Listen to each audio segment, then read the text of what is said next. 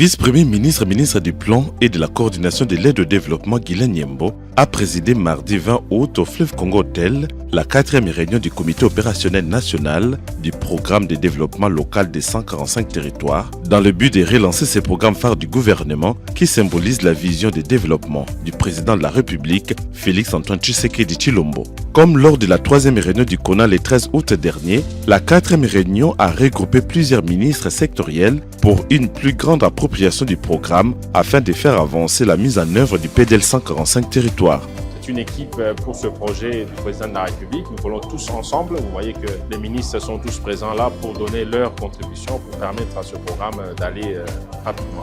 C'était aussi une occasion pour nous de faire appel à la task force, donc des équipes techniques qui travaillent sur les dossiers pour nous assurer qu'en termes de procédures, de processus, que les ministres sont bien au courant de tout ce qui se passe, de telle sorte que les décisions qui sont prises soient mieux assumées par tout le groupe. Outre les task force, les comités techniques de suivi du PDL 145 territoires, les agences d'exécution, PNUD, BSECO, CFF ont bien entendu participé à cette 4e réunion du CONA qui avait plusieurs points inscrits à l'ordre du jour. Il s'agit notamment du plan de décaissement pour la finalisation du premier volet du PDL 145 territoires, de l'accès à l'eau potable des écoles, des centres de santé et bâtiments administratifs, volet 1, des équipements médicaux destinés aux centres de santé, de la réhabilitation des routes et des dessertes agricoles, volet 2, et du fonctionnement des task force. Aujourd'hui, il était question de donner la possibilité aux agences de pouvoir avancer sur les études pour les autres composantes. Parce que les routes, nous avons déjà des études qui ont été faites, mais le reste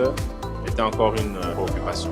Donc aujourd'hui, nous avons eu tous les éléments. Nous allons avoir après un travail entre les ministres pour essayer de voir comment est-ce que nous allons avancer. Concernant particulièrement la réhabilitation des routes et des dessertes agricoles qui fait partie du volet 2 du programme, le coordonnateur national du comité technique de suivi du PDL 145 territoires, Jean-Philippe Moukwaki, a insisté sur la nécessité de passer des routes en terre battue aux routes en terre stabilisées. Pour ce qui concerne les routes, nous avions réparti, nous avons prévu que cela pouvait se faire. Les routes pouvaient être construites en 4 temps.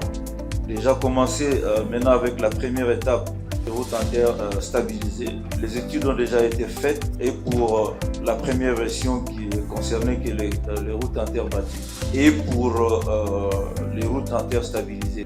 Si nous pouvons y aller par étapes, c'est-à-dire on peut commencer par 10 000 km déjà vers la fin de cette année et puis en 2025 avec 10 000 km sur un total de 40 479 km de routes à construire. Jean-Philippe Moukwaki a fait des recommandations à ces sujets, à savoir l'harmonisation de la cartographie routière entre les réseaux d'intérêt national et les dessertes agricoles, gérés conjointement par l'Office des routes et l'Office des voiries des dessertes agricoles, les renforcements des capacités des institutions routières, les renforcements des capacités des attributaires et les financements rapides, surtout avec la saison de pluie qui revient.